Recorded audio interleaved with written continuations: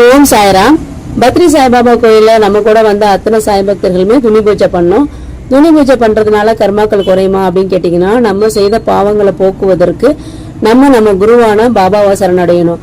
நம்ம பாபா மேல பக்தி செலுத்தணும். பாபா மேல பக்தி செலுத்துறது அப்படின்னா பல பேர் பல விதமா பக்தி செலுத்துவாங்க. ஒரு சில பேர் பாபாவோட நாமத்தை சொல்லிட்டே இருப்பாங்க. ஒரு சில பேர் பாபாவோட சாய் சச்சரித்திரம் பாராயணம் ரெகுலரா படிச்சுட்டே இருப்பாங்க.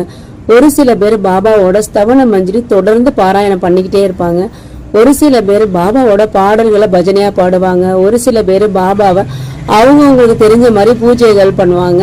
இந்த மாதிரி ஒவ்வொருத்தவங்களுமே ஒவ்வொரு விதமா பாபாவை பூஜை பண்ணி ஆராதனை பண்ணிக்கிட்டே இருப்பாங்க. அதுதான் நவவிதா பக்தி. பாபா சொல்லியிருக்காங்க நம்ம சாய் சச்சரித்தத்துல, எந்த ஒரு பக்தரோட பூஜையிலுமே எந்த ஒரு பக்தர்கள் செய்யற அந்த வழிபாடுலயுமே யாருமே தலையிடக்கூடாது அப்படின்னு சொல்லி சாய் சச்சரித்தை சொல்லியிருப்பாங்க. ஒவ்வொருத்தவங்களுக்குமே அவங்களுக்கு தெரிஞ்ச மாதிரி பாபாவை பக்தி செலுத்துவாங்க, பாபா கிட்ட சரணடைவாங்க.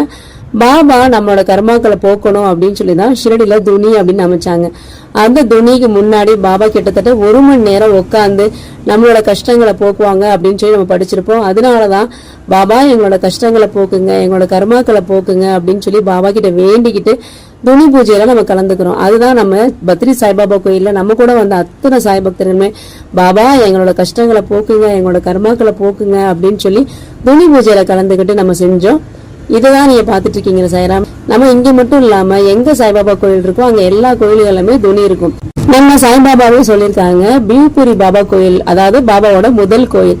அந்த கோயில்ல துணியே இல்லாதப்ப பாபா அவரோட கனவுல தோன்றி, துணியே இல்லையே, துணியே இல்லாத கோயில் எப்படி என்னோட கோயில் ஆக முடியும் அப்படின்னு சொல்லி பாபா கேட்டிருப்பாங்க. இந்த துணியோட மகத்துவத்தை தெரிஞ்சு நம்ம துணி பூஜை பண்ணி பாபா கிட்ட நம்ம சரணடையணும். நம்பிக்கையோட பக்தியோட இருங்க, கண்டிப்பா நல்லதே நடக்கும். சாய்ராம்.